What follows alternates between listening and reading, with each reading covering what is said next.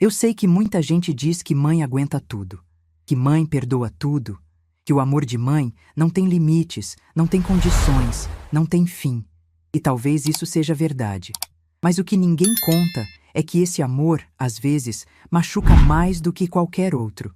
Porque quando você ama alguém com toda a sua alma e essa pessoa tem vergonha de você, bem, isso quebra algo dentro de você que nenhuma agulha consegue costurar de volta. Meu nome é Marlene de Fátima Rodrigues. Tenho 67 anos.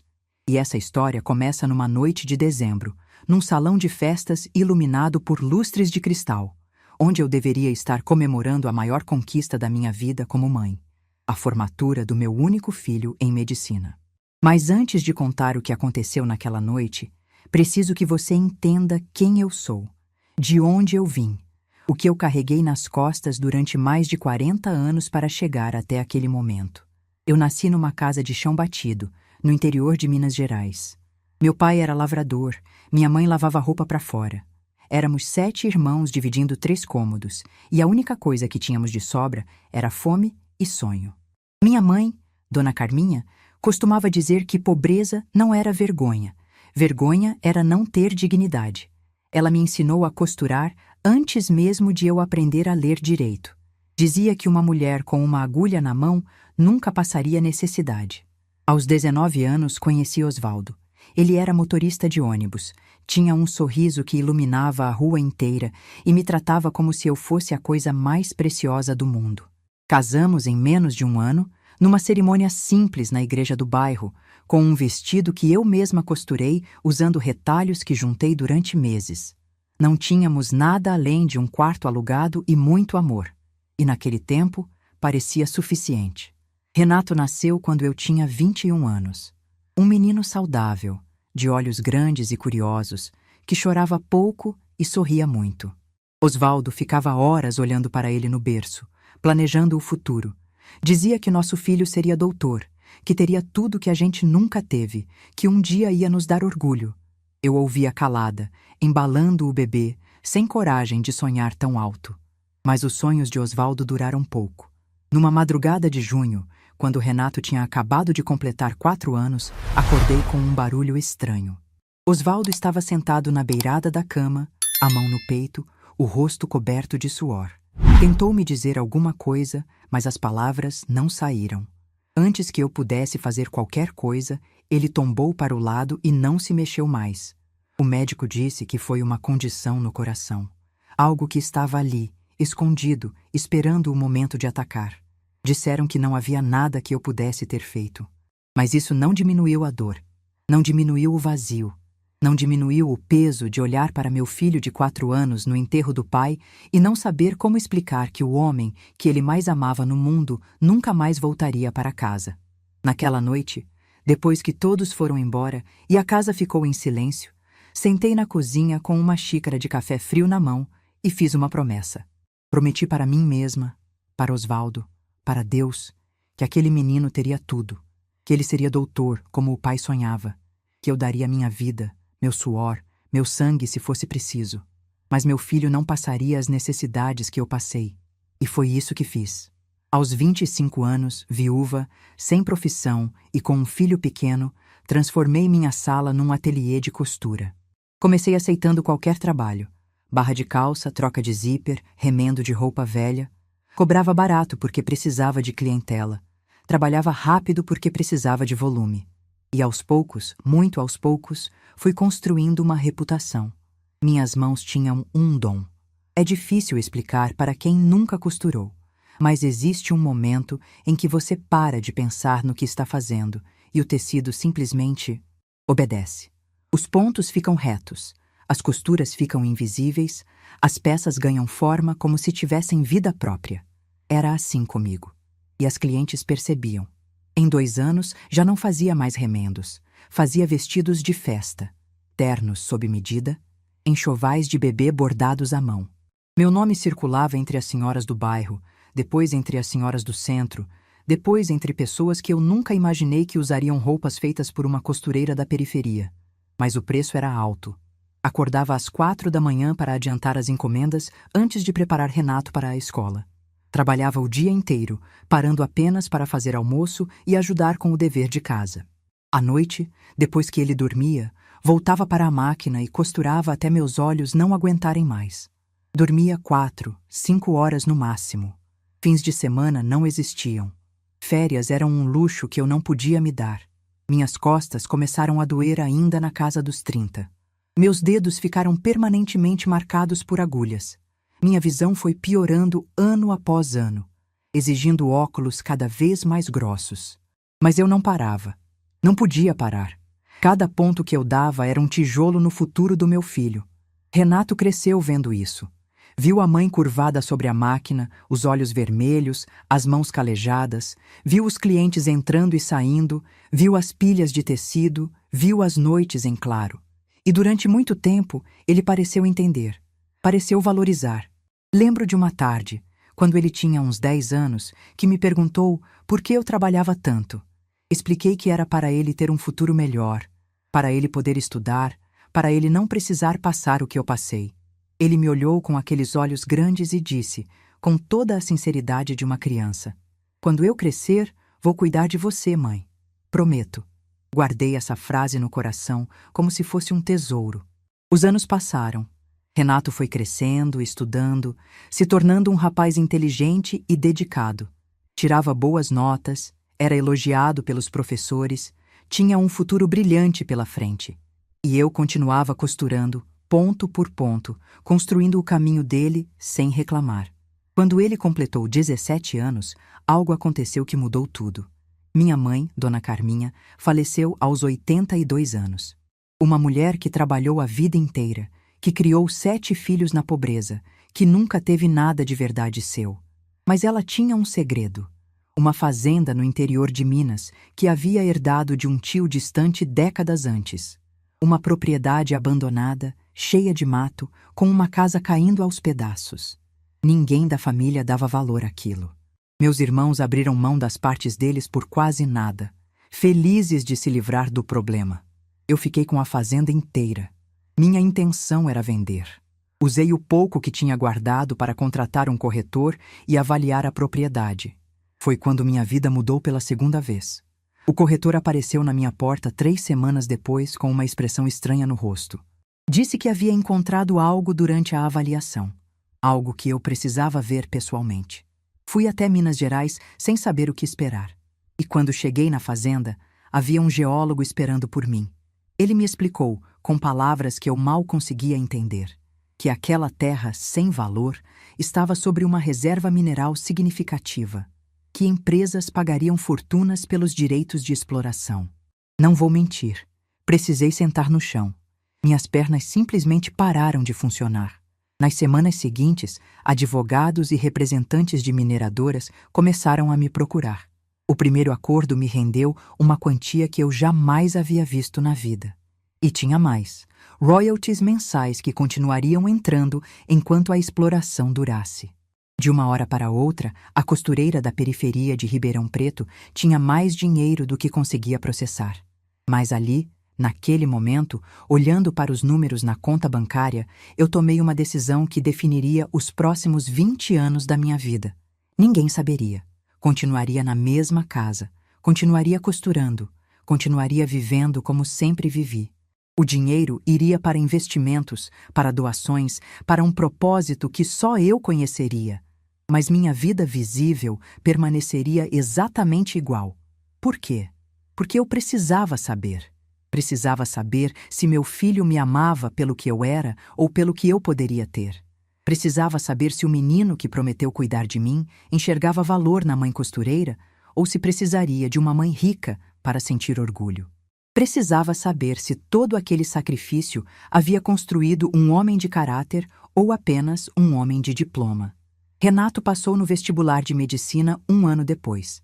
A melhor universidade da região, uma particular de prestígio que eu jamais poderia pagar com meu trabalho de costureira.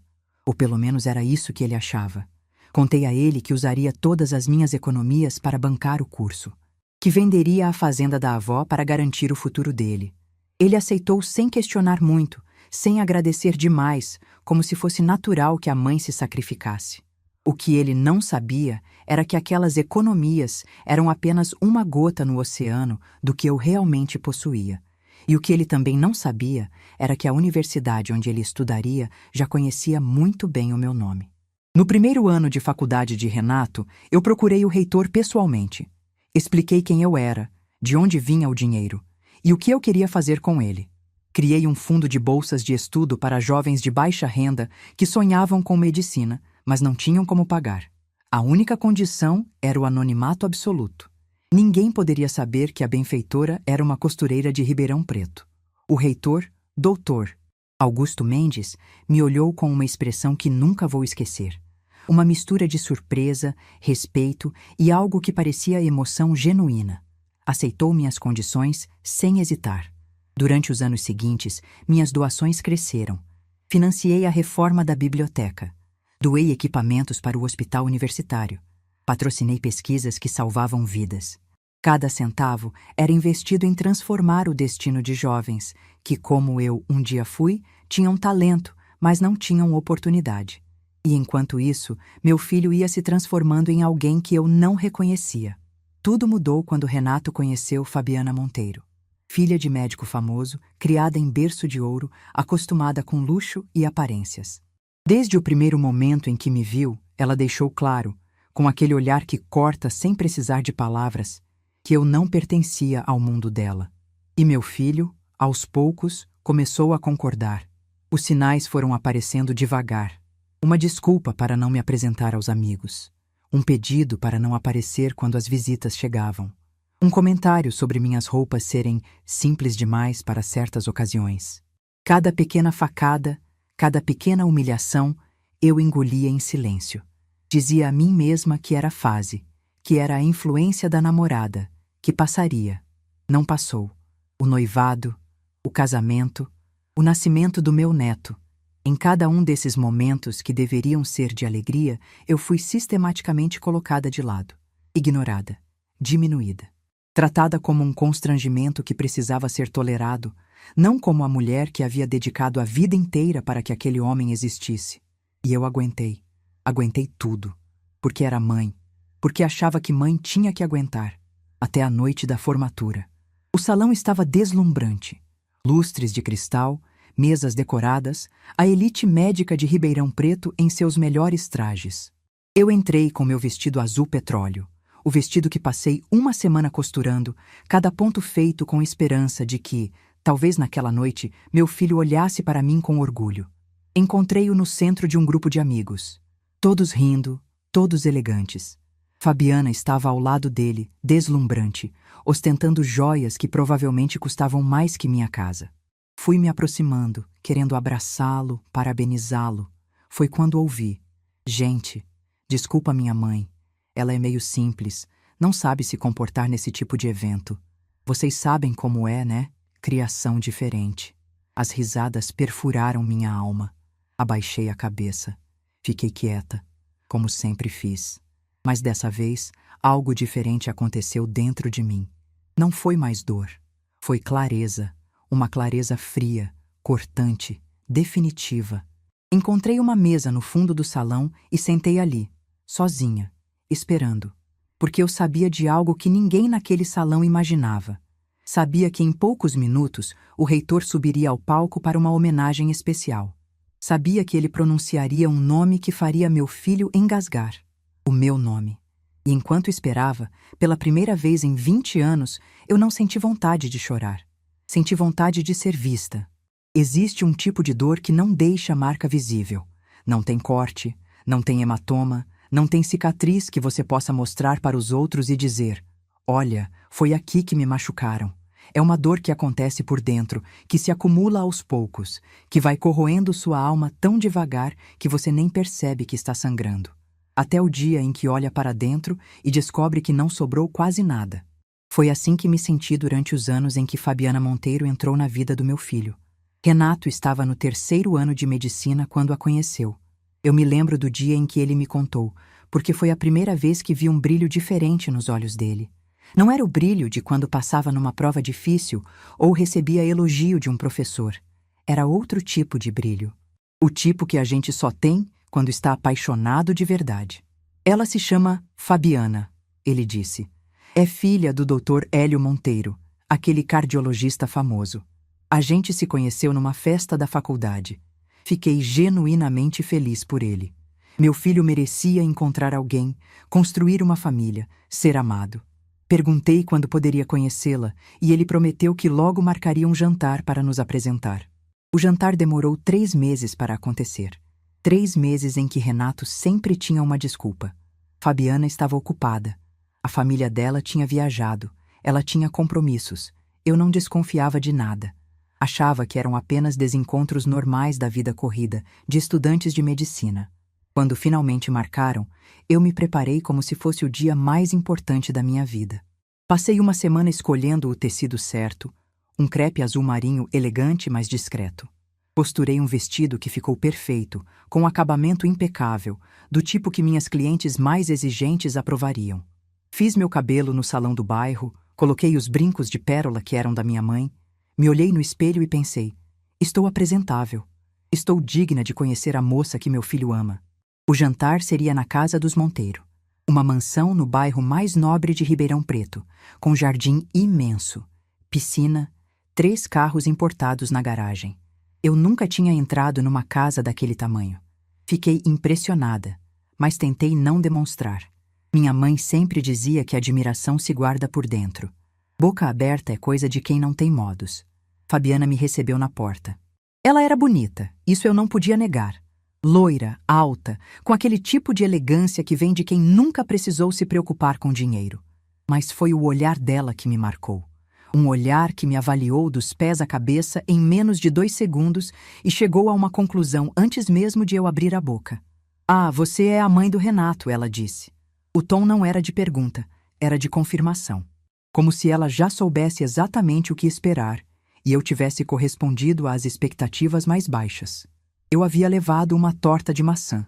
Era minha especialidade, receita da minha mãe, que eu aperfeiçoei ao longo de décadas. Clientes pagavam caro por aquela torta em épocas de festa.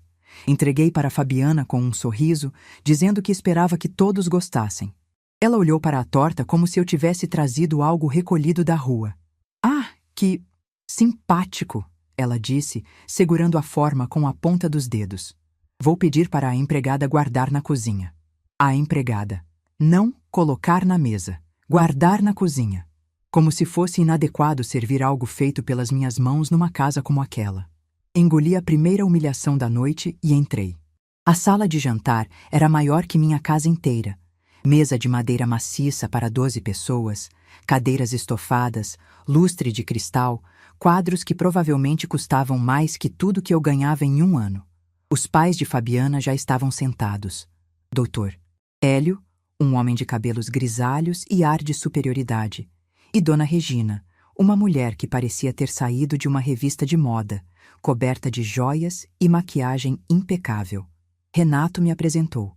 Doutor Hélio apertou minha mão sem levantar da cadeira. Dona Regina fez um aceno vago com a cabeça, sem tirar os olhos do celular. Fabiana indicou meu lugar na mesa, na ponta mais distante, praticamente isolada dos outros. O jantar foi uma tortura silenciosa. Eles conversavam sobre viagens, Paris no verão passado, esqui nos Alpes no inverno, um cruzeiro pelo Mediterrâneo que estavam planejando. Falavam de vinhos com nomes que eu não conseguia pronunciar, de restaurantes em cidades que eu só conhecia de televisão, de investimentos em moedas estrangeiras. Em nenhum momento me incluíram na conversa. Tentei participar uma vez. Quando mencionaram a decoração de um apartamento que estavam reformando, comentei que eu também gostava de decoração, que havia feito as cortinas da minha sala com um tecido muito bonito que encontrei em promoção. O silêncio que se seguiu foi constrangedor. Fabiana tossiu. Dona Regina olhou para o marido com uma expressão que dizia tudo sem precisar de palavras. Doutor. Hélio mudou de assunto imediatamente, como se eu não tivesse falado nada. A torta de maçã nunca foi servida. Quando a sobremesa chegou, era um petit gâteau importado de uma confeitaria francesa. Ninguém mencionou o que eu havia trazido. Era como se não existisse, como se eu não existisse. Na volta para casa, Renato dirigia em silêncio. Eu também não disse nada, porque não sabia o que dizer. A dor no meu peito era tão grande que eu tinha medo de abrir a boca e começar a chorar. Foi ele quem quebrou o silêncio. Mãe, da próxima vez, não precisa trazer comida. Eles não estão acostumados. Não estão acostumados. Com comida feita em casa. Com torta de maçã. Comigo. Não respondi. Apenas olhei pela janela e deixei as lágrimas escorrerem em silêncio, escondidas pelo escuro da noite. O noivado foi anunciado 8 meses depois. Fabiana fez questão de me contar pessoalmente, num encontro rápido num café do centro. Ela exibia o anel de diamante como se fosse um troféu, explicando que a festa seria na mansão dos pais dela, que já havia contratado a melhor empresa de eventos da cidade, que seriam mais de 200 convidados.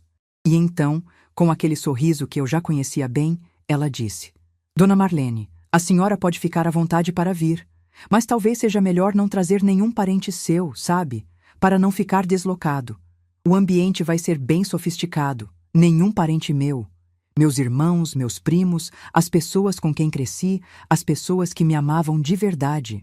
Nenhum deles era digno de pisar na festa de noivado do meu próprio filho. Fui à festa sozinha. Sentei numa mesa no canto, perto da saída de serviço. Ninguém veio conversar comigo, além dos garçons que ofereciam canapés que eu não sabia como comer. Passei a noite inteira observando meu filho circular entre os convidados, rindo, abraçando pessoas que eu não conhecia, parecendo pertencer àquele mundo de uma forma que eu nunca pertenceria. Quando Fabiana fez o discurso agradecendo a família pelo apoio, mencionou os pais, os avós, os tios, os primos, os amigos de infância. Não disse uma palavra sobre mim. Renato também não. Era como se a mulher que havia criado ele sozinha, que havia sacrificado noites e dias e anos para que ele chegasse ali, simplesmente não existisse. Voltei para casa às 10 da noite, enquanto a festa ainda estava no auge. Chorei o caminho inteiro no ônibus. Uma senhora sentou do meu lado e perguntou se eu estava bem. Disse que sim, que era só cansaço. Ela não acreditou, mas não insistiu.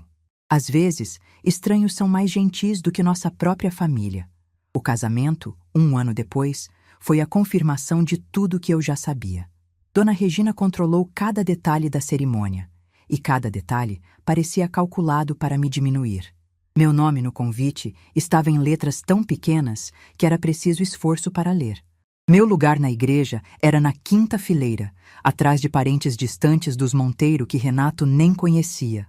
Na festa, fui colocada numa mesa perto da cozinha, junto com funcionários da empresa do sogro. Mas o momento que me destruiu aconteceu na hora das bênçãos. Era tradição que as mães dos noivos subissem ao palco para abençoar o casal.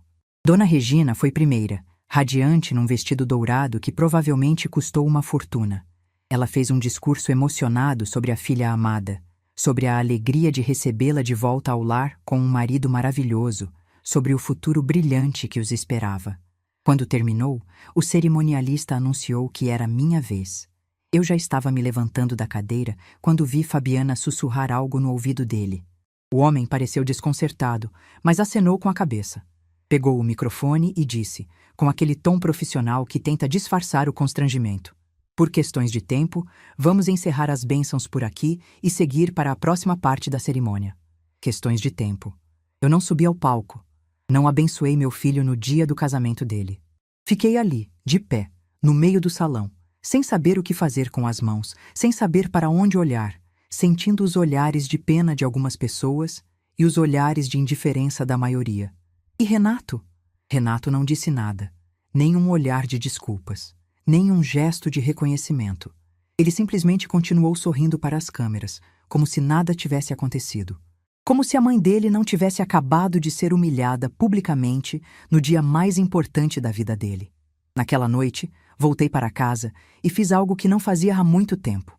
Tirei do armário a caixa onde guardava as coisas do Osvaldo, a aliança de casamento dele, algumas fotos antigas, uma carta que ele me escreveu quando estávamos namorando, cheia de erros de português e de amor verdadeiro.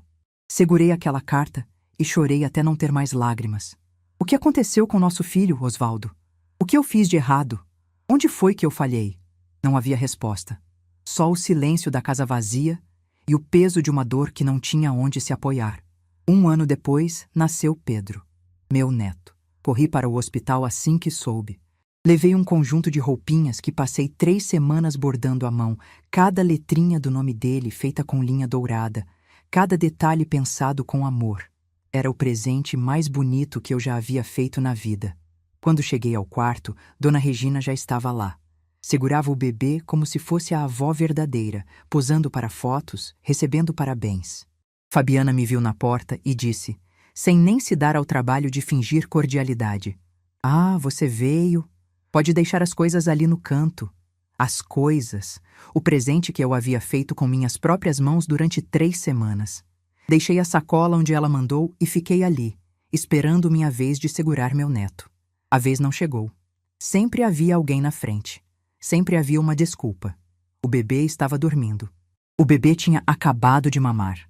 O bebê não podia ficar passando de colo em colo. Fui embora sem segurá-lo. As roupinhas que bordei foram esquecidas no hospital. Semanas depois, perguntei a Renato se Fabiana havia gostado. Ele disse que não sabia de nenhuma roupinha, que provavelmente tinha se perdido na confusão da maternidade. Perdido.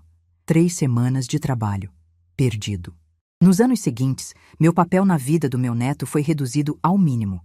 Eu só podia visitá-lo quando Fabiana permitia, geralmente quando ela precisava de alguém para ficar com ele enquanto saía. Dona Regina era a avó oficial, a que aparecia nas fotos de aniversário, a que levava para passeios no shopping, a que comprava presentes caros que eu jamais poderia dar. Eu era a outra avó, a invisível, a que existia apenas quando era conveniente. E ainda assim, eu continuava ali, continuava aparecendo, continuava engolindo cada humilhação com um sorriso no rosto e um buraco no peito, porque era mãe, porque era avó, porque achava que esse era meu papel, até que chegou a noite da formatura, a noite em que eu ouvi meu filho me chamar de simples na frente de todos, a noite em que algo dentro de mim finalmente quebrou. Mas não foi meu coração que quebrou. Foi a corrente que me mantinha presa a um papel que nunca deveria ter aceitado. E quando o reitor subiu ao palco para anunciar o nome da maior doadora da história daquela universidade, eu já estava pronta. Pronta para ser vista. Pronta para mostrar ao meu filho e a todos que me diminuíram que a mulher simples que eles desprezavam era a mesma que havia construído o chão onde eles pisavam.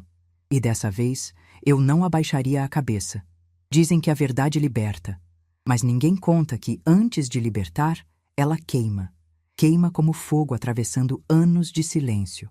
Queima como luz entrando num quarto escuro por tempo demais. E naquela noite, sentada sozinha numa mesa no fundo do salão, eu podia sentir essa queimação se aproximando. Não com medo, com algo que eu não sentia há décadas. Expectativa. O salão de festas estava em plena celebração. Taças tilintando, risadas elegantes, o murmúrio constante de pessoas que se achavam importantes, conversando sobre coisas que julgavam relevantes. Os formandos circulavam em seus trajes impecáveis, recebendo abraços, tirando fotos, saboreando o gosto da vitória. Entre eles, meu filho Renato brilhava como se fosse o centro do universo. E talvez, para aquelas pessoas, ele fosse. Eu observava tudo da minha mesa, a mesma para onde me dirigi depois de ouvir aquelas palavras. Simples. Não sabe se comportar. Criação diferente. Cada palavra havia sido uma pedra atirada contra o muro que eu construí para proteger meu coração. E dessa vez, o muro havia rachado, mas não desmoronou. Não ainda. Uma garçonete jovem se aproximou e perguntou se eu queria mais alguma coisa. Olhei para ela e vi algo familiar. O cansaço nos olhos de quem trabalha demais. As mãos que provavelmente conheciam o peso de bandejas desde cedo. O sorriso educado que esconde as próprias lutas. Ela me lembrou de mim mesma, há muitos anos, quando eu era apenas uma viúva tentando sobreviver. Pedi um copo d'água. Ela assentiu e se afastou, mas antes de ir, tocou levemente meu ombro. Um gesto pequeno, quase invisível, mas que dizia mais do que 1000 palavras de conforto. No palco, o cerimonialista anunciava os próximos momentos da noite. A entrega dos diplomas havia terminado. Os discursos protocolares dos professores também. Faltava apenas uma coisa antes de liberar a pista de dança e o restante da festa. Uma homenagem especial. Meu coração acelerou. Eu sabia o que viria. Havia combinado cada detalhe com o Dr. Augusto 3 meses antes, quando finalmente aceitei sair das sombras. Durante anos, recusei qualquer tipo de reconhecimento. Dizia que não precisava de aplausos, que o bem feito em silêncio era mais puro, mais verdadeiro. E acreditava nisso. Ainda acredito. Mas algo havia mudado. Na última vez que Dr. Augusto me visitou, ele trouxe um relatório. 237 estudantes haviam sido beneficiados pelo fundo de bolsas que criei. Filhos de empregadas domésticas, de pedreiros, de costureiras como eu. Jovens que agora eram médicos, salvando vidas em hospitais pelo Brasil inteiro. Ele me mostrou cartas de agradecimento que me fizeram chorar por horas. E então disse algo que ficou martelando na minha cabeça. Dona Marlene, a senhora mudou a vida dessas pessoas. Mas sabe o que mais poderia mudar? Se as pessoas soubessem que por trás dessas doações existe uma costureira que construiu tudo com as próprias mãos, imagine quantas outras pessoas se sentiriam inspiradas a fazer o mesmo. Eu não aceitei naquele momento. Disse que ia pensar. E então veio a noite em que descobri sobre a formatura de Renato. A mesma universidade, a mesma data. O mesmo salão onde meu nome seria anunciado como a maior benfeitora da história da instituição. Foi quando entendi que não existem coincidências. Existem momentos que a vida prepara, e cabe a nós decidir se vamos aproveitá-los. Liguei para Dr. Augusto e disse que aceitava, mas com uma condição. A homenagem seria na cerimônia de formatura de medicina. Ele não entendeu o motivo, e eu não expliquei. Algumas coisas não precisam de explicação. Precisam apenas acontecer. O cerimonialista pediu atenção. O burburinho foi diminuindo aos poucos, as pessoas voltando para suas mesas, os olhares se direcionando ao palco. Vi Renato sentar ao lado de Fabiana, ambos com taças de champanhe nas mãos, sorrindo como se fossem donos do mundo. Dona Regina estava na mesa ao lado, exibindo seu colar de diamantes. Doutor. Hélio conversava com outros médicos sobre prestígio e negócios. Ninguém olhava para mim. Dr. Augusto subiu ao palco. Ele era um homem de uns 60 e poucos anos, cabelos completamente brancos, postura elegante mas acolhedora. Tinha o tipo de presença que comandava respeito sem precisar de arrogância. Pegou o microfone e esperou o silêncio completo. Senhoras e senhores, ele começou. Antes de encerrarmos a parte formal desta noite, gostaria de pedir alguns minutos da atenção de vocês para um momento muito especial. Um momento que, confesso, venho esperando há anos. Vi algumas pessoas trocando olhares curiosos. Homenagens em formaturas geralmente eram previsíveis. Um professor querido, um ex-aluno ilustre, talvez um patrocinador importante. Nada que quebrasse a rotina. Eles não faziam ideia do que estava por vir. Ao longo dos últimos 6 anos, Dr. Augusto continuou, esta universidade passou por uma transformação silenciosa. A biblioteca reformada, os equipamentos de última geração no hospital universitário, o laboratório de pesquisa e o fundo de bolsas que permitiu que mais de 200 jovens de baixa renda realizassem o sonho de estudar medicina. Percebi que algumas pessoas começavam a se interessar. Dinheiro sempre desperta a atenção. Tudo isso foi possível graças a uma única pessoa. Uma benfeitora que durante todos esses anos fez questão de permanecer no anonimato. Ela não queria reconhecimento, não queria holofotes. Queria apenas, nas palavras dela, dar a outros jovens a chance que eu nunca tive. O silêncio no salão era quase palpável. Todos queriam saber quem era essa pessoa misteriosa. Vi Dona Regina se inclinar para a frente, provavelmente imaginando alguma socialite famosa ou empresária de renome. Hoje, finalmente, ela aceitou ser homenageada. E eu confesso que precisei insistir muito para convencê-la. Porque essa mulher, senhoras e senhores, é a personificação da humildade, da generosidade verdadeira, da grandeza que não precisa de plateia. Dr. Augusto fez uma pausa dramática. Eu podia sentir meu coração batendo tão forte que parecia querer escapar do peito.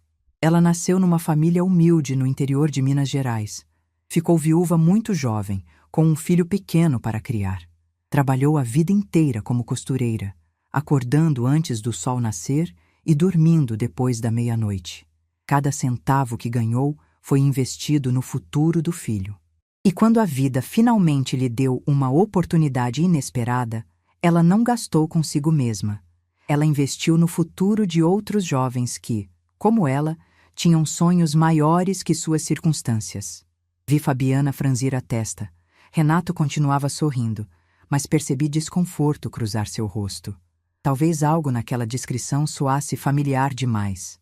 Senhoras e senhores, é com imensa honra e profunda emoção que convido ao palco a maior doadora individual da história da nossa universidade. A pausa que se seguiu pareceu eterna. A senhora Marlene de Fátima Rodrigues. O silêncio foi absoluto. Por um momento ninguém se mexeu.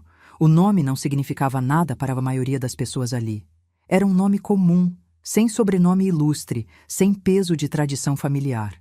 Um nome de gente simples. Mas então os olhares começaram a se mover, procurando, vasculhando, tentando identificar quem era essa mulher desconhecida. Até que alguém na minha direção fez um gesto quase imperceptível, e as cabeças foram virando uma a uma. Eu me levantei. Ajeitei meu vestido azul petróleo, o vestido que eu mesma havia costurado com todo o cuidado do mundo. Endireitei a coluna, ergui o queixo e comecei a caminhar em direção ao palco. O caminho era longo. Cada passo parecia ecoar no silêncio do salão. Eu passava por mesas cheias de rostos que eu não conhecia. Rostos que agora me olhavam com expressões que variavam de surpresa à incredulidade. A costureira? A mulher simples? Ela? Passei pela mesa de Dona Regina. Ela estava com a boca aberta de uma forma que certamente consideraria vulgar em qualquer outra pessoa. O colar de diamantes subitamente parecia menos impressionante. Passei pela mesa de Dr. Hélio, que havia parado no meio de uma frase e me olhava como se estivesse vendo uma aparição. E então cheguei à mesa onde meu filho estava. Renato tinha o rosto branco como papel, os olhos arregalados, fixos em mim, como se não conseguisse processar o que estava acontecendo. A taça de champanhe tremia na mão dele. Fabiana estava paralisada ao lado dele, a expressão de superioridade completamente desfeita. Eu não parei. Não disse nada. Apenas continuei caminhando, mantendo meus olhos fixos no palco, na luz que me esperava. Foi quando ouvi o som, um estilhaçar de vidro contra o chão de mármore. A taça havia escapado da mão de Renato. Champanhe e cacos se espalharam pelo piso impecável, mas ninguém se moveu para limpar. Todos os olhos estavam em mim. Subi os degraus do palco com cuidado. Dr. Augusto me recebeu com um abraço caloroso, genuíno, o tipo de abraço que eu não recebia de um homem desde que Osvaldo partiu. Ele me entregou uma placa de reconhecimento e indicou o microfone. Olhei para o salão, para as centenas de rostos que agora me encaravam com uma atenção que eu nunca havia recebido na vida. Para as mesas elegantes, os lustres de cristal, os vestidos de grife e os ternos caros. Para todo aquele mundo que sempre me fez sentir pequena, inadequada, invisível. E então olhei para meu filho, para o homem que eu havia criado sozinha, cujo futuro eu havia construído ponto por ponto durante décadas. O homem que, há menos de uma hora, tinha vergonha de mim. Ele estava chorando. Peguei o microfone. Minhas mãos não tremiam. Minha voz, quando saiu, era firme. Eu não preparei um discurso. Comecei. Na verdade, passei 20 anos evitando este momento. Não porque tenha vergonha do que fiz, mas porque aprendi, desde muito cedo, que o verdadeiro valor de um gesto não está no reconhecimento que recebemos por ele. Fiz uma pausa. O silêncio era tão profundo que eu podia ouvir minha própria respiração. Minha mãe, Dona Carminha, era uma mulher que lavava roupa para fora no interior de Minas Gerais. Ela nunca teve estudo, nunca teve dinheiro, nunca teve o respeito que merecia. Mas ela me ensinou algo que carrego comigo até hoje, que dignidade não se compra, não se herda, não se ganha de presente. Dignidade se constrói, ponto por ponto, escolha por escolha, dia após dia. Vi algumas pessoas secando lágrimas. A garçonete que havia me trazido água estava parada num canto, sorrindo. Eu sou costureira. Trabalho com agulha e linha desde os meus 15 anos. Minhas mãos são calejadas, minhas costas doem e eu provavelmente nunca vou saber pronunciar o nome de vinhos franceses ou destinos de férias europeus. Uma pausa intencional. Meus olhos encontraram os de Fabiana, que desviou o olhar imediatamente. Mas cada ponto que dei na minha máquina de costura me ensinou sobre persistência. Cada roupa que entreguei me ensinou sobre responsabilidade. E cada noite que passei acordada, trabalhando para construir um futuro melhor, me ensinou sobre amor. O amor que não espera retribuição. O amor que não cobra reconhecimento. O amor que simplesmente existe, porque não sabe existir de outra forma. Respirei fundo. O momento mais difícil estava chegando. Eu doei para esta universidade não porque quisesse aplausos. Doei porque acredito que talento não escolhe berço. Porque acredito que o filho de uma empregada doméstica pode se tornar um grande médico. Porque acredito que a filha de um pedreiro pode descobrir a cura para uma doença.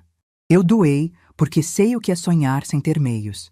E sei o que é ter alguém que acredita em você quando o mundo inteiro duvida.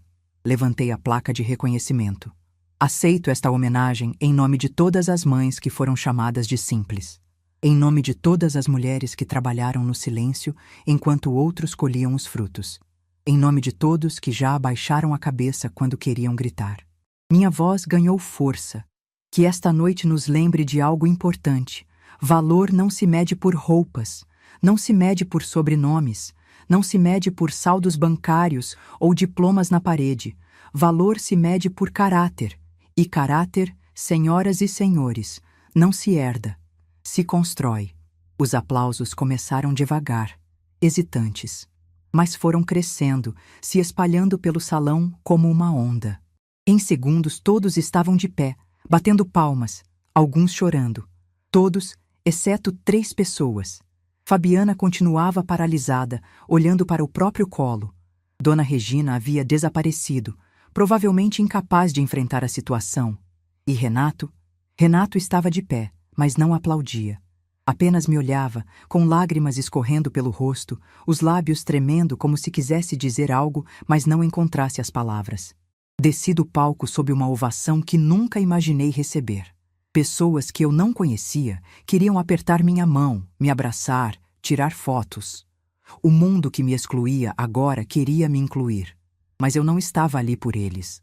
Atravessei o salão em direção à única pessoa que importava naquele momento. Parei diante de Renato, tão perto que podia ver cada lágrima, cada tremor, cada sombra de vergonha no rosto do meu filho. Ele abriu a boca para falar. Eu levantei a mão, interrompendo. Agora não, disse, baixinho, só para ele ouvir. Agora não. E me virei, caminhando em direção à saída, deixando para trás o salão iluminado, os aplausos que ainda ecoavam e o filho que finalmente havia me enxergado. Mas talvez fosse tarde demais. Saí daquele salão como quem sai de um incêndio. Não correndo, não em desespero, mas com a certeza de que algo havia sido consumido ali dentro e não havia mais motivo para ficar entre as cinzas. O ar da noite me recebeu com um frescor que parecia lavar minha pele, meus pulmões, minha alma. O estacionamento estava quase vazio. A maioria dos convidados havia chegado em carros com motorista, táxis executivos, aplicativos de luxo. Eu havia vindo de ônibus, como sempre. E foi caminhando em direção ao ponto que eu senti, pela primeira vez em muitos anos, que minhas pernas me pertenciam de verdade. Cada passo era uma libertação. Não olhei para trás. O som dos aplausos ainda ecoava na minha memória, mas não era por eles que meu coração batia forte. Era pela expressão no rosto do meu filho quando entendeu quem eu era de verdade. Cheguei ao ponto de ônibus e sentei no banco de metal frio. O relógio marcava quase 11 da noite. O próximo ônibus demoraria pelo menos 20 minutos. Eu tinha tempo. Tempo para respirar, para processar, para deixar que a realidade do que havia acontecido finalmente se acomodasse dentro de mim. Foi quando ouvi os passos. Passos rápidos, quase correndo, ecoando no asfalto silencioso. Virei a cabeça e vi Renato vindo em minha direção. Ele havia tirado o paletó. A gravata estava frouxa, os cabelos que estavam impecavelmente penteados agora caíam sobre a testa suada. Parecia ter envelhecido 10 anos em 10 minutos. Parou a alguns metros de mim, ofegante, como se não soubesse se tinha permissão para se aproximar mais. Ficamos nos olhando em silêncio. Mãe e filho.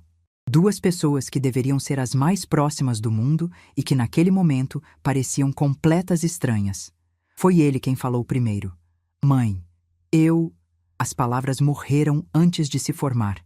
Ele passou a mão pelo rosto, tentando conter algo que parecia prestes a transbordar. Eu não sabia, ele conseguiu dizer finalmente. Eu juro que não sabia. Eu continuei em silêncio. Não por crueldade, mas porque não havia nada que eu precisasse dizer naquele momento. Ele precisava falar. Precisava colocar para fora tudo aquilo que havia engolido junto com a taça de champanhe que escapou da sua mão. Por que você nunca me contou? A voz dele era quase um sussurro. Por que você me deixou acreditar que eu era apenas uma costureira simples? Completei, sem emoção na voz. Uma mulher sem instrução, sem recursos, sem valor? Ele fechou os olhos como se minhas palavras fossem golpes físicos. Eu nunca disse isso. Não precisou dizer, Renato. Você deixou claro de outras formas. Toda vez que me escondia dos seus amigos. Toda vez que pedia para eu não aparecer. Toda vez que olhava para mim como se eu fosse um problema a ser administrado. Não uma mãe a ser amada. As lágrimas finalmente escaparam dos olhos dele. Escorreram pelo rosto em silêncio, caindo no asfalto escuro. Eu estava errado, ele disse. Eu estava tão errado. Eu me perdi, mãe. Em algum momento do caminho, eu esqueci de onde vim. Esqueci quem me criou. Esqueci tudo que realmente importa. Eu o observava com uma mistura de sentimentos que não conseguia nomear. Havia dor ali, mas também havia alívio. Porque pela primeira vez eu estava vendo meu filho de verdade. Não o médico bem-sucedido, não o marido de Fabiana. Eu estava vendo o menino perdido que um dia prometeu cuidar de mim. Você quer saber por que eu nunca contei? Perguntei finalmente. Porque eu precisava saber se você me amava pelo que eu era ou pelo que eu poderia ter. E agora eu sei a resposta. O rosto dele se contorceu de dor. Mãe, por favor. Eu passei 20 anos observando, Renato. 20 anos esperando que você enxergasse além das aparências. Que você lembrasse das noites em que eu costurava até não aguentar mais para garantir que você tivesse tudo.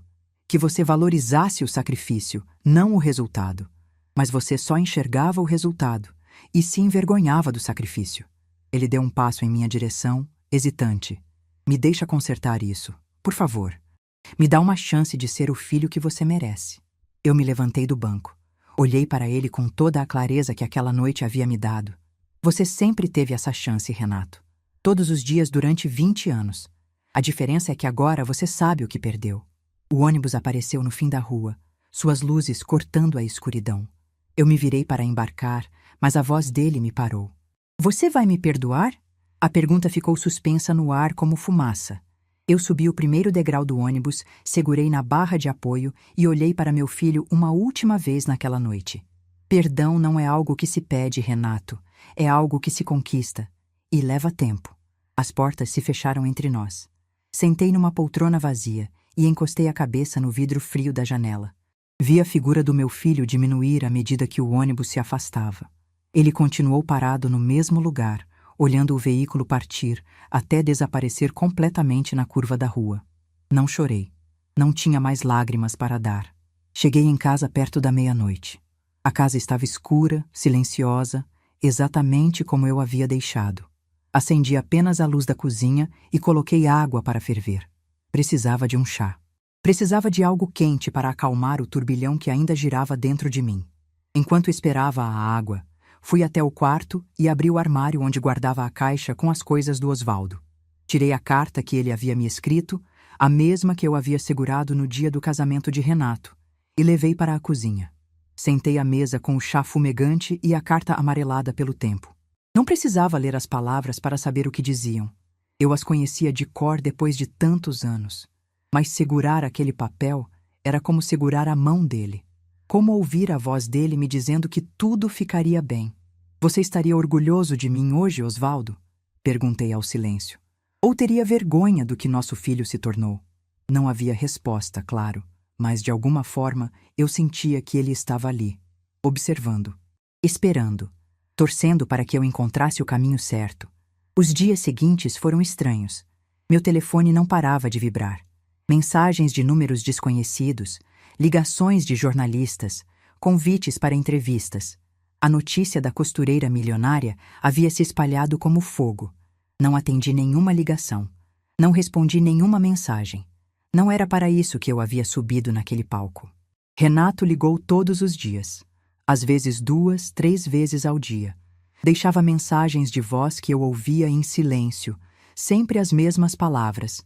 Desculpa, me perdoa, preciso te ver, me dá uma chance. Fabiana não ligou nenhuma vez. Dona Regina também não. O silêncio delas era mais eloquente do que qualquer palavra. Uma semana depois da formatura, Dr. Augusto me visitou. Trouxe um buquê de flores e um sorriso caloroso. Sentamos na minha pequena sala, entre retalhos de tecido e a máquina de costura que ocupava o canto de sempre, e conversamos por horas. Ele me contou que a repercussão havia sido enorme. As doações para o fundo de bolsas haviam triplicado em 7 dias. Empresários que nunca haviam contribuído estavam enviando cheques generosos. Tudo porque a história de uma costureira havia tocado algo que discursos polidos jamais conseguiriam. A senhora mudou alguma coisa naquela noite, Dona Marlene, ele disse. Não sei exatamente o que, mas alguma coisa importante.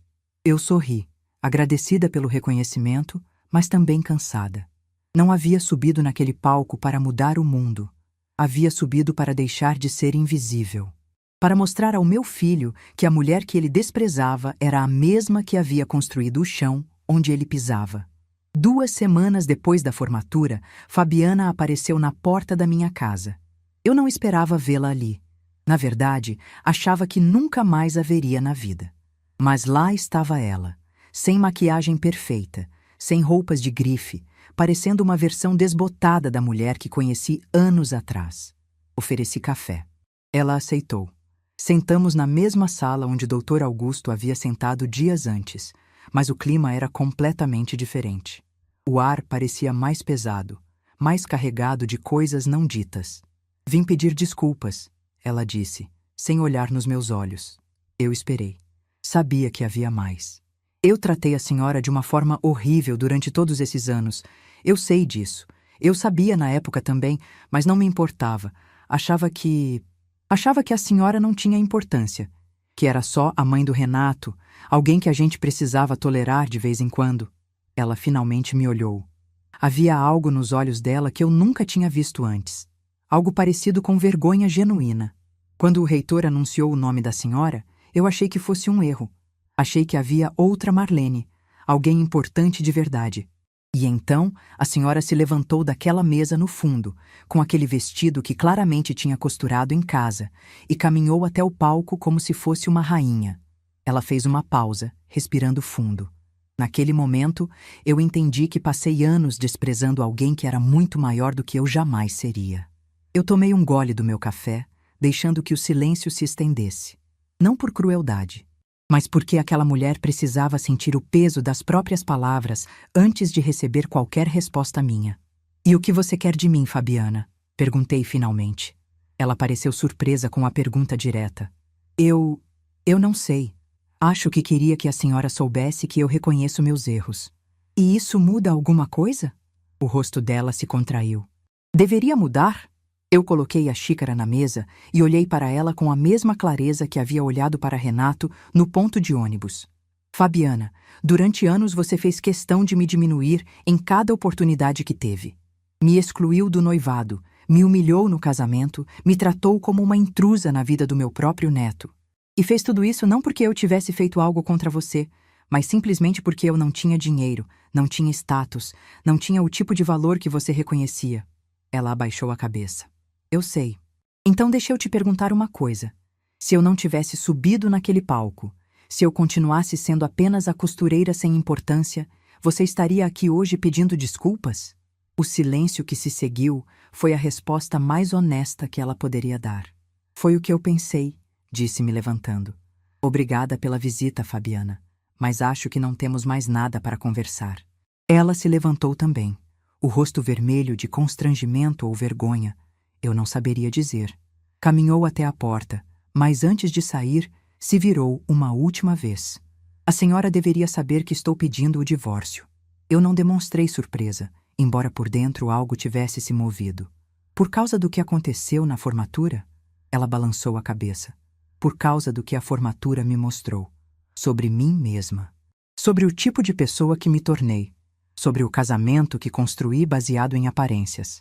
Ela abriu a porta e saiu sem dizer mais nada. Fiquei parada no meio da sala por um longo tempo, processando aquela conversa. Fabiana estava pedindo divórcio. Não por minha causa, não diretamente, mas porque aquela noite havia funcionado como um espelho, refletindo verdades que ninguém queria ver. Sentei na minha poltrona e olhei para a máquina de costura no canto da sala.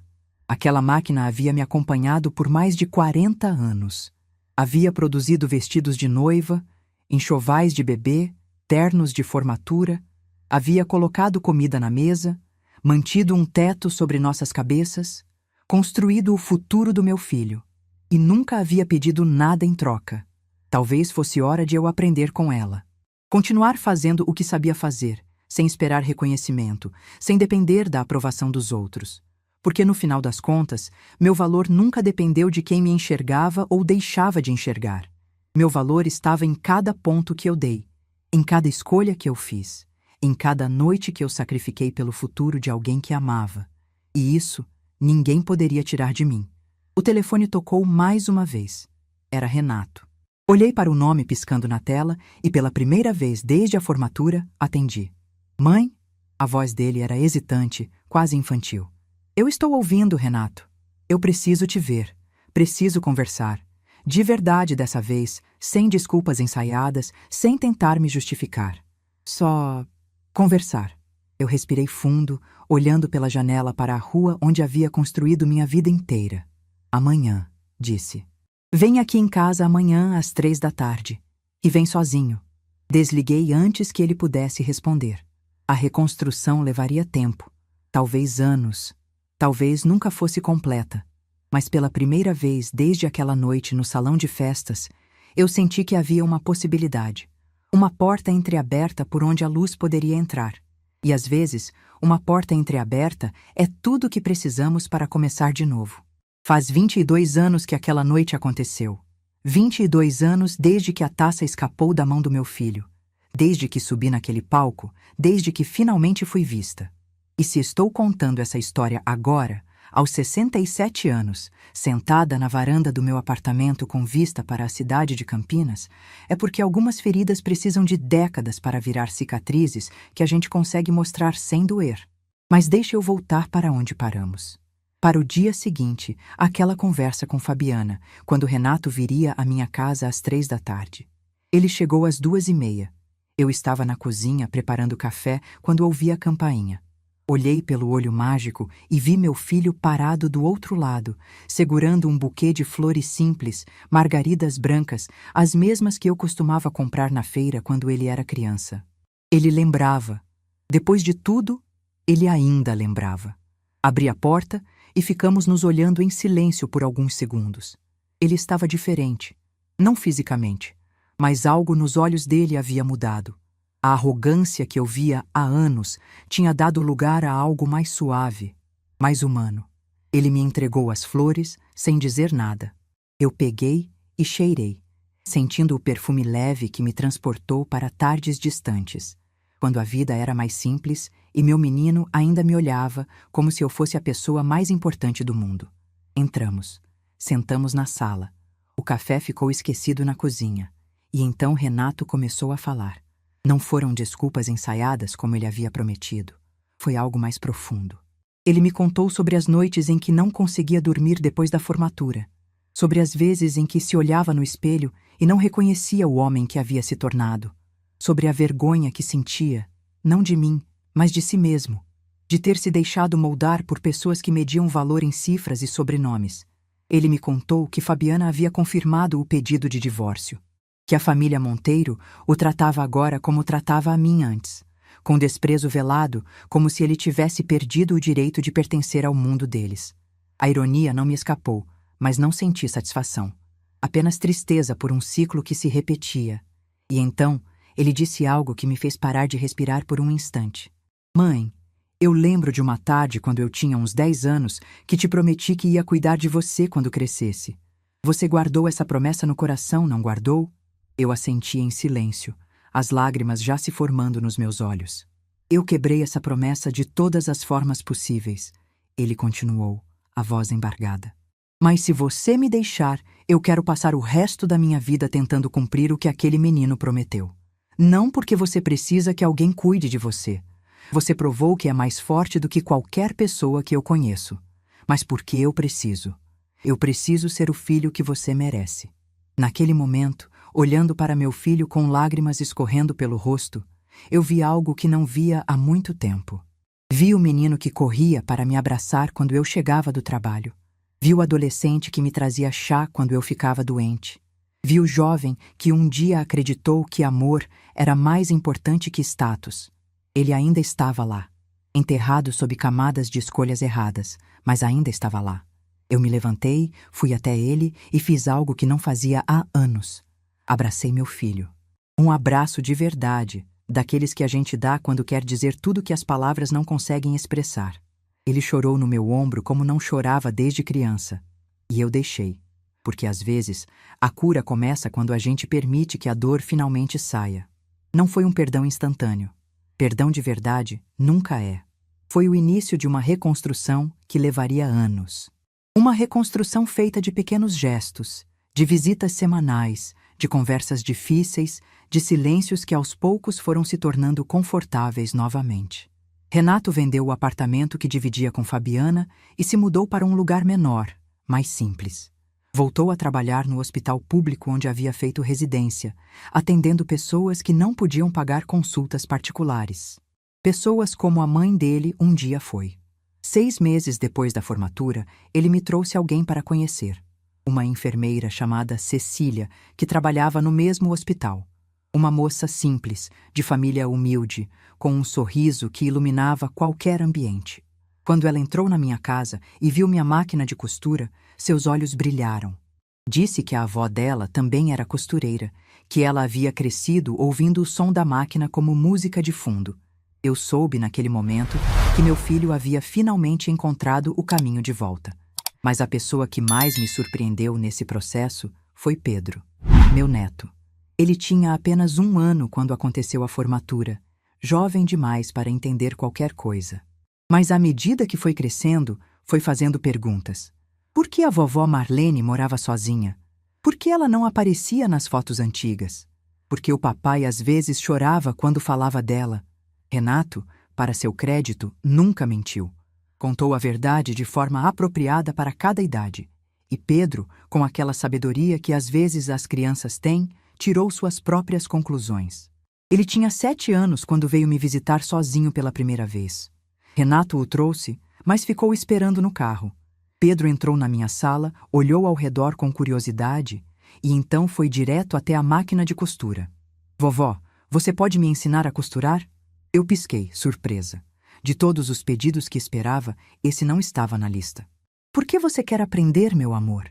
Ele me olhou com aqueles olhos grandes, tão parecidos com os do pai, e disse com toda a seriedade de uma criança de 7 anos. Porque o papai disse que você construiu a vida inteira dele com essa máquina. E eu quero aprender a construir coisas também. Naquele dia, sentei meu neto no meu colo e ensinei a ele o básico. Como enfiar a linha, como posicionar o tecido, como fazer o primeiro ponto. Ele errou várias vezes, se frustrou, quase desistiu, mas continuou tentando. E quando finalmente conseguiu fazer uma linha reta, seu sorriso valeu mais do que qualquer aplauso que recebi naquele palco. Pedro hoje tem 23 anos. Está no último ano de medicina, na mesma universidade onde tudo aconteceu. Mas diferente do pai, ele nunca esqueceu de onde veio. Toda semana, sem falta, aparece no meu apartamento com um pacote de margaridas brancas e passa a tarde comigo. Às vezes conversamos, às vezes ficamos em silêncio. Às vezes, ele me ajuda a costurar. Porque sim, eu ainda costuro, mesmo aos 67 anos com a vista cansada e as mãos mais lentas. Ele me conta sobre a faculdade, sobre os pacientes que atende nos estágios, sobre os sonhos que tem para o futuro, e sempre termina a visita com a mesma frase. Obrigado por não ter desistido da nossa família, vovó. É nesses momentos que eu entendo que tudo valeu a pena. Cada noite em claro, cada humilhação engolida, cada lágrima derramada em silêncio. Tudo me trouxe até aqui, até essa varanda, até essa paz que eu nunca imaginei que encontraria. Ano passado, algo especial aconteceu. A universidade me convidou para ser paraninfa da turma de medicina. 22 anos depois daquela formatura, eu voltaria ao mesmo salão, ao mesmo palco, para receber uma homenagem diferente. Dessa vez, não como a benfeitora anônima que finalmente foi revelada, mas como a mulher cuja história havia inspirado gerações de estudantes. Dr. Augusto já não era mais reitor. Havia se aposentado há alguns anos, mas fez questão de estar presente.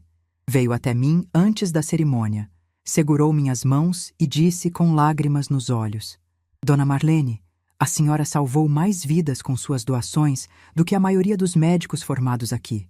Nunca se esqueça disso. Renato estava na plateia, ao lado de Cecília, que agora era sua esposa. Pedro estava entre os formandos, prestes a receber seu diploma. E quando subi ao palco para fazer meu discurso, vi algo que me fez sorrir. Na primeira fileira, bem no centro, havia uma cadeira reservada com uma placa pequena, em memória de Osvaldo Rodrigues, o homem que sonhou primeiro. Meu filho havia feito aquilo. Sem me contar, sem pedir permissão, apenas fez. Olhei para aquela cadeira vazia e senti que Osvaldo estava ali, assistindo, orgulhoso, finalmente vendo o filho que ele sempre soube que Renato poderia ser. Meu discurso foi curto. Não precisava de muitas palavras. Disse apenas que a vida é feita de pontos como uma costura. Alguns são retos, outros são tortos. Alguns a gente faz com orgulho, outros a gente queria poder desfazer. Mas no final, é o conjunto de todos eles que forma o tecido de quem somos. E que nunca, nunca é tarde demais para recomeçar uma costura que parecia perdida. Quando desci do palco, Pedro me esperava com um buquê de margaridas brancas. Ele me abraçou na frente de todos e sussurrou no meu ouvido: Eu te amo, vovó. Obrigado por ter me ensinado a construir. Eu não chorei. Dessa vez não precisava, porque não eram lágrimas de dor ou de alívio. Seria apenas gratidão transbordando, e gratidão a gente guarda no peito, não derrama no chão. Hoje, sentada nessa varanda enquanto o sol se põe sobre Campinas, eu penso em tudo que vivi, nos 67 anos de uma jornada que teve mais curvas do que retas. Na menina pobre de Minas Gerais que aprendeu a costurar antes de aprender a ler. Na jovem que se apaixonou por um motorista de ônibus de sorriso largo. Na viúva que transformou dor em determinação. Na mãe que amou um filho mesmo quando ele não soube amá-la de volta. Na mulher que escolheu ser invisível para testar o caráter de quem deveria enxergá-la. E na senhora que, aos 67 anos, finalmente pode dizer que é vista. Não pelo dinheiro, não pelas doações, não pelo nome anunciado num palco, mas pelo que realmente importa, pelo amor que construiu, ponto por ponto, mesmo quando ninguém estava olhando. A carta de Osvaldo ainda está na minha gaveta, amarelada, frágil, com as palavras já quase apagadas pelo tempo. Mas eu não preciso mais lê-la para saber o que diz. Está gravada no meu coração, cada frase, cada erro de português, cada declaração de amor de um homem simples que acreditou em mim antes de eu acreditar em mim mesma. Ontem à noite, peguei essa carta e fiz algo que nunca tinha feito. Escrevi uma resposta. Contei a ele tudo o que aconteceu nesses anos todos. Contei sobre Renato, sobre Pedro, sobre Cecília. Contei sobre as noites difíceis e as manhãs de paz. Contei sobre a formatura, sobre o palco, sobre o som da taça quebrando no chão. E no final, escrevi apenas: Nosso filho se tornou um bom homem, Osvaldo. Demorou, mas ele encontrou o caminho. E nosso neto vai ser ainda melhor. Eu cuidei deles, como prometi naquela noite na cozinha, com o café frio na mão. Eu cuidei deles até eles aprenderem a cuidar de mim. Dobrei a carta e coloquei junto com a dele. 2 cartas de amor separadas por décadas, mas unidas pelo mesmo fio invisível que une todas as histórias de quem ama de verdade. A máquina de costura ainda está no canto da sala. Mais velha, mais lenta, mas ainda funcionando. Como eu. Às vezes, quando a saudade aperta, sento diante dela e faço alguns pontos. Não estou costurando nada em particular. Estou apenas lembrando. lembrando de quem eu era, de quem me tornei, de todos os caminhos que me trouxeram até aqui. E quando olho para trás, não vejo arrependimentos, vejo aprendizados. Vejo uma mulher que descobriu que seu valor nunca dependeu de quem a enxergava. Uma mulher que entendeu que o amor de mãe é o mais forte que existe, não porque não se quebra, mas porque se reconstrói mesmo depois de partido. Uma mulher que aprendeu que às vezes precisamos nos tornar invisíveis para descobrir quem realmente nos vê. Eu sou Marlene de Fátima Rodrigues. Tenho 67 anos. Sou costureira, mãe, avó e benfeitora. Fui ignorada, diminuída, humilhada e esquecida. Mas também fui amada, admirada, respeitada e lembrada. E no final das contas, o que importa não é como os outros nos veem. É como a gente se vê quando fecha os olhos à noite e faz as pazes com o próprio reflexo. Eu me vejo em paz. E isso, depois de tudo, é mais do que suficiente. Se essa história tocou seu coração, deixe seu like, se inscreva no canal e comente aqui embaixo. No meu lugar, o que você faria? Sua mensagem pode iluminar o dia de alguém.